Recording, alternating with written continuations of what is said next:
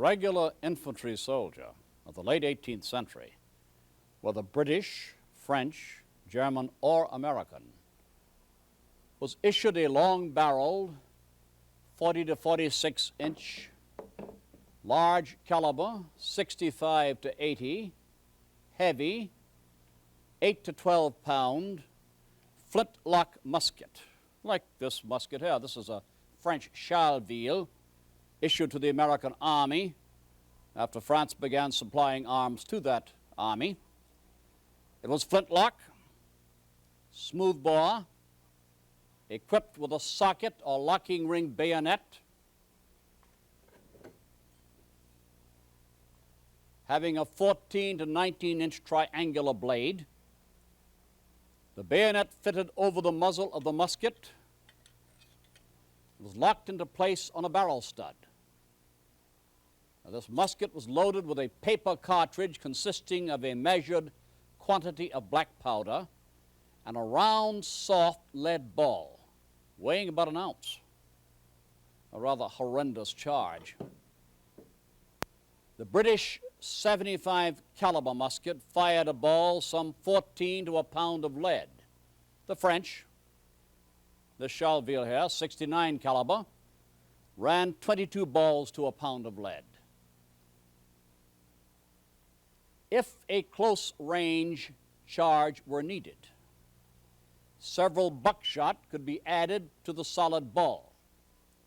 Francis Marion's South Carolina partisans preferred goose shot number 2s, a dreadful load at point-blank range.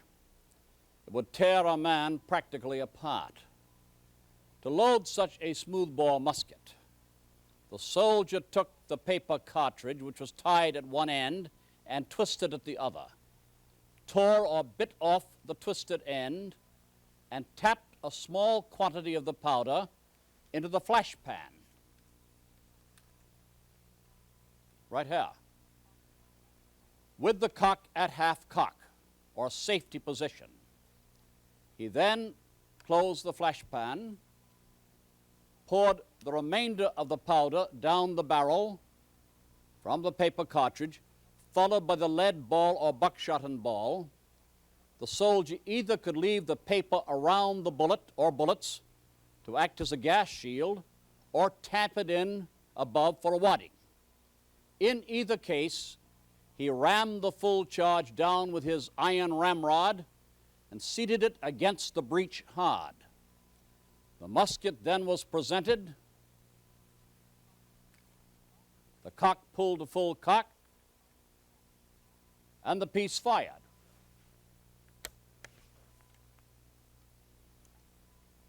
Its accurate range was somewhere between 80 and 90 yards.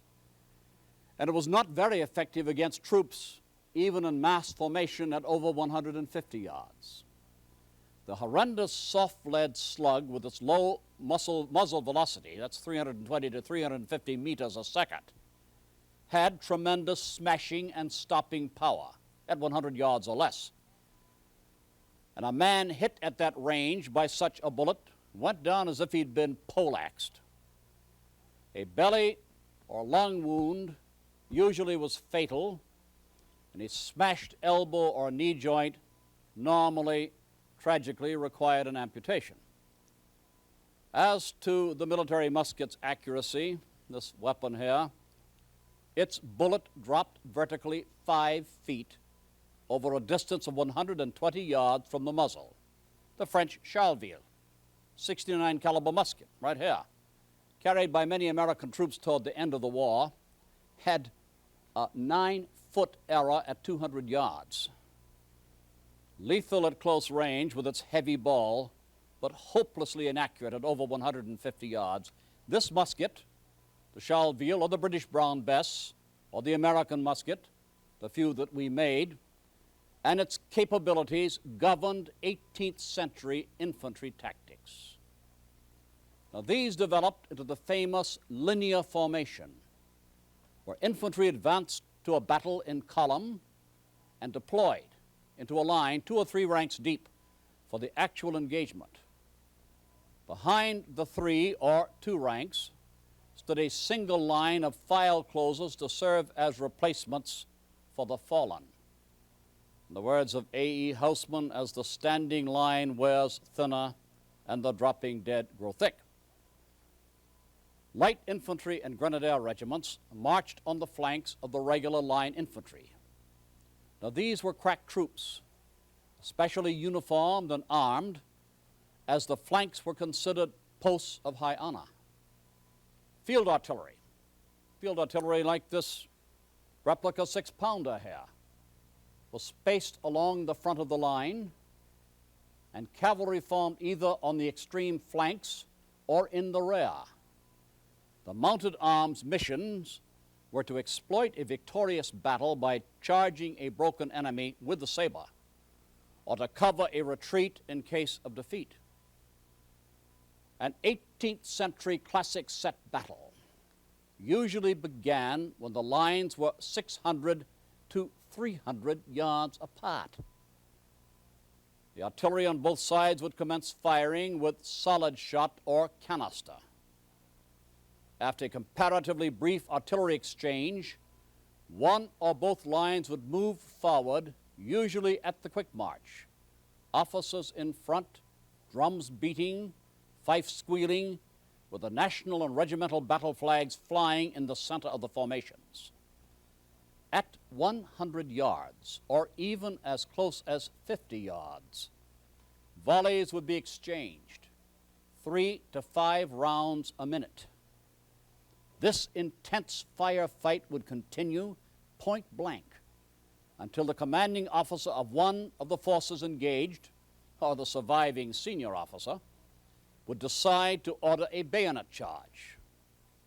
The essence of this kind of fighting was fire discipline. Troops so trained that they would stand unflinching and take their losses, while delivering a greater volume of fire at greater speed than the enemy. When this had been accomplished, the same troops must advance on the order and engage the enemy in hand-to-hand fighting with the triangular bayonet like this. By the way, its wounds are almost impossible, or were almost impossible to heal in the 18th century, particularly a body wound. A triangular cut could not be closed. Battles of this nature required professional officers commanding long-term professional soldiers, trained in a brutally inflexible discipline and close order drill. Frederick the Great of Prussia, that famous 18th century monarch, ordered his sergeants to bayonet from behind any soldier who showed signs of flinching in a firefight. Guerrilla warfare, as we saw it in the American Revolution in this country, particularly in the South, may prolong, support, or maintain a war, and thus weaken an enemy or an enemy's will to fight. This was accomplished successfully by the great Southern partisans during the Revolutionary War. To win conclusively such a war, the enemy forces or important elements of those forces must be met in open battle and defeated, or if possible destroyed, by death or capture. This the Americans did at Saratoga, at Kings Mountain, at Cowpens, and finally, of course, at Yorktown, the last achieved with the help of the regular French army. George Washington's task, and the task of other American field commanders, therefore, was to train raw farm and village lads from the American countryside to face and fight British and German regulars on equal terms in set battles and win. This was a monumental job, and not really accomplished until after 1777, when training by such European advisors as Frederick von Steuben and plain battle experience finally permitted the Americans to field real armies. American romantic fiction and legend has made the long rifle the symbol of the stalwart frontier farmer standing resolute against the hated and red-coated invader. Unhappily for romance, this just is not true. The average American soldier, whether Continental Regular or State Militia, was issued a smoothbore bayonet-equipped musket. These weapons could be British 75 caliber Brown Bess muskets, taken from captured British arsenals, picked up on the battlefield, or inherited from some earlier colonial wars. Since about 100,000 French 69 caliber Charleville and Saint-Étienne muskets were shipped to the American Army during the war, by 1781, soldiers of the Continental Line were chiefly armed with these, as I have pointed out before. This is a Charleville. This is an original Charleville from the period. Some military muskets, however, like the Congress musket of 80 caliber, were manufactured in America during the war. The long rifle, basically a civilian hunting weapon which could not mount a bayonet, was carried by special units, rangers or rifle corps, which operated as snipers, skirmishers, and light infantry.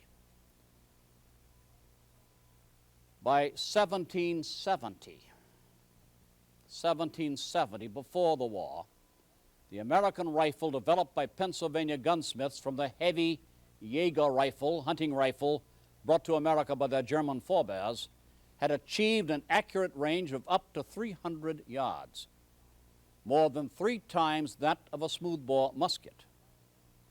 It had a barrel length of about 40 inches, sometimes more, a bore averaging between 40 and 60 caliber, 54 caliber was common, with 7 or 8 grooves in the rifling.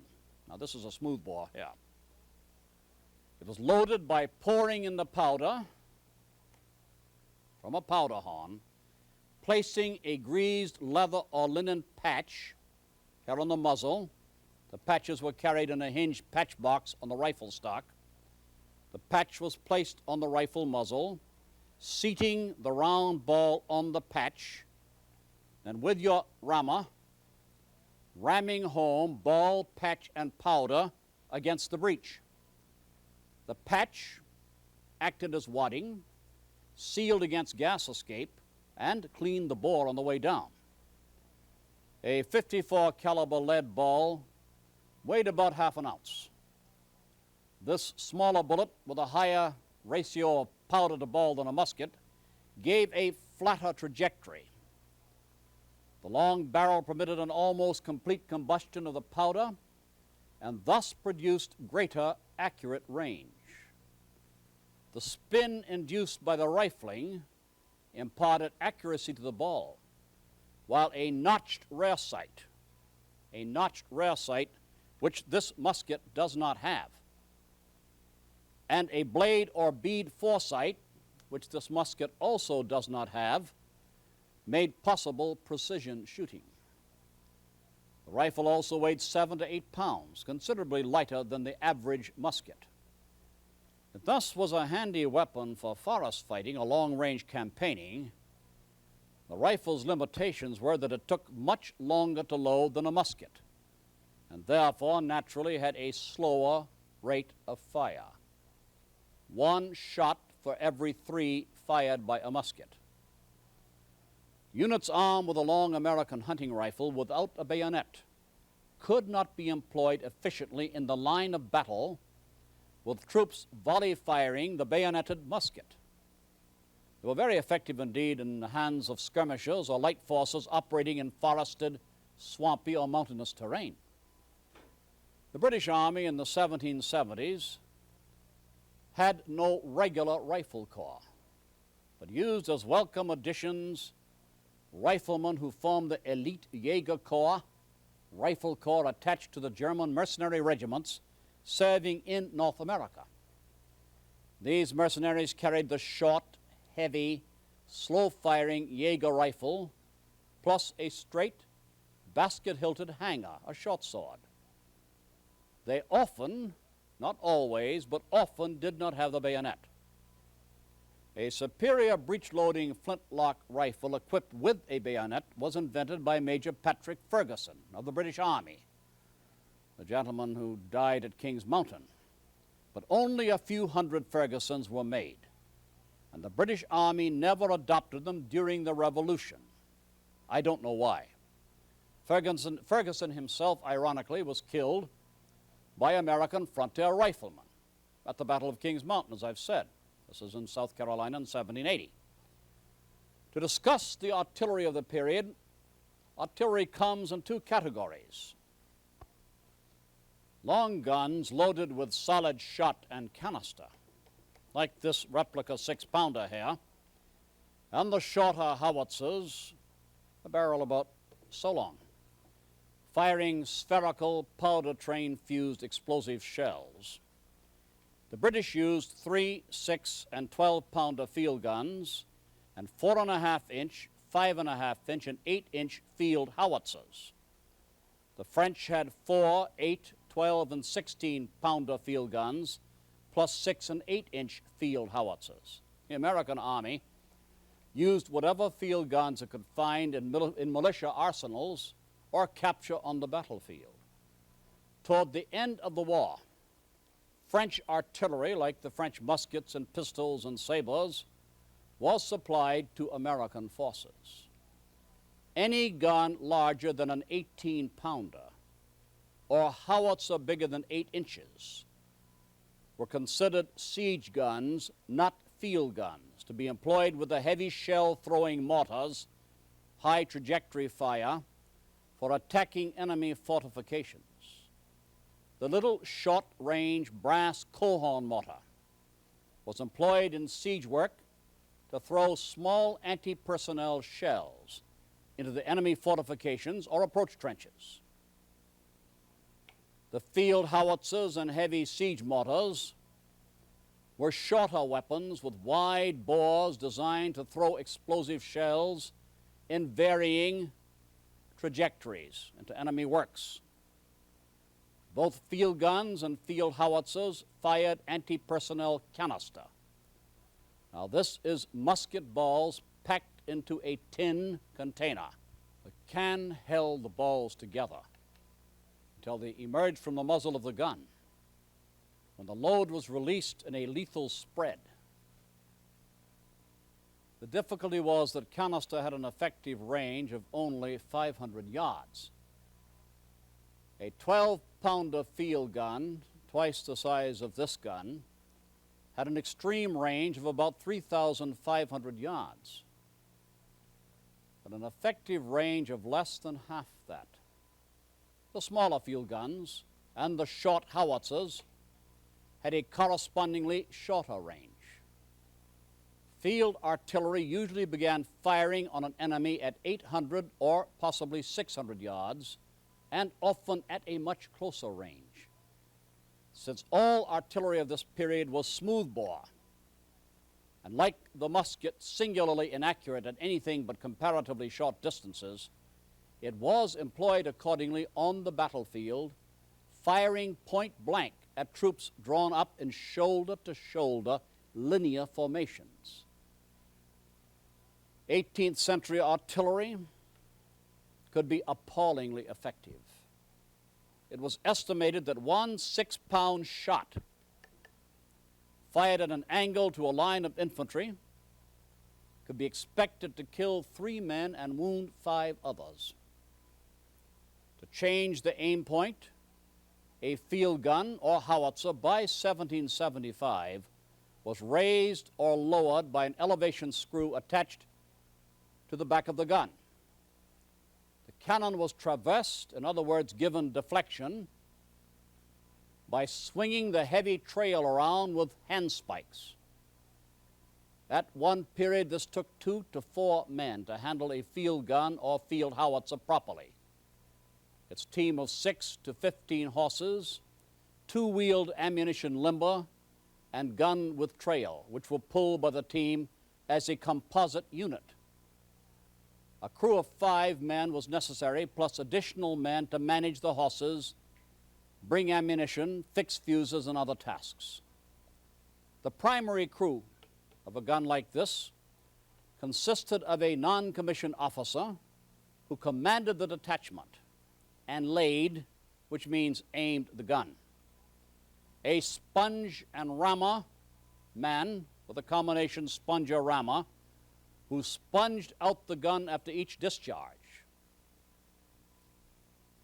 A ventsman who placed his thumb, protected by a leather thumb stall, over the vent, the hole in the back of the gun here, through which it was fired while the sponging took place.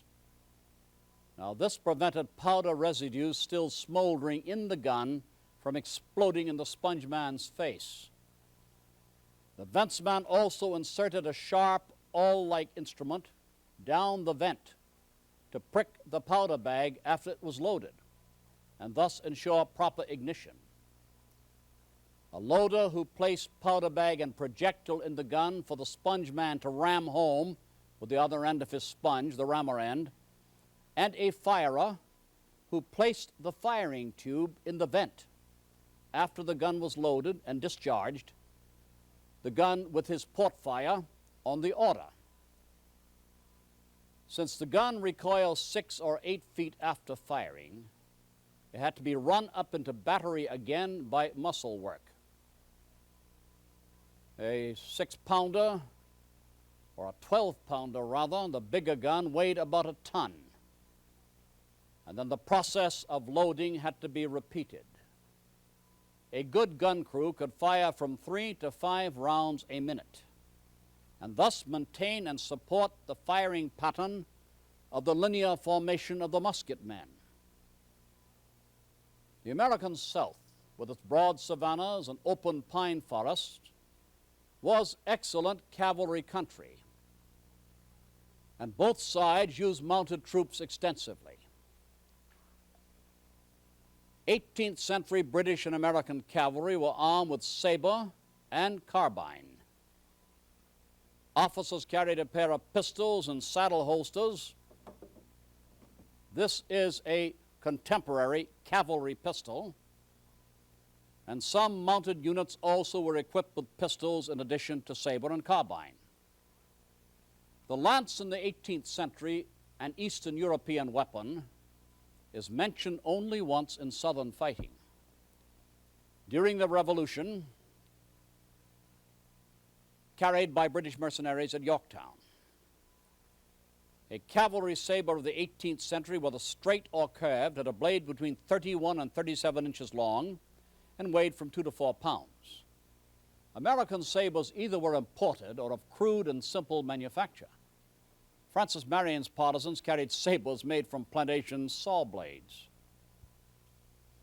We've talked of weapons. Now let us talk about uniforms. We have the privilege today of entertaining as our guests on this program 2 gentlemen from the Honor Guard at Fort Jackson, Columbia, South Carolina. They are wearing, they're uniformed in exact copies of the uniforms of the 2nd South Carolina Regiment.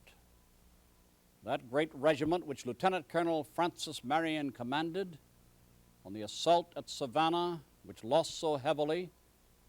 The regiment where Sergeant Jasper, the famous Sergeant Jasper of Fort Sullivan, lost his life carrying the colors of the 2nd Regiment onto the very British ramparts.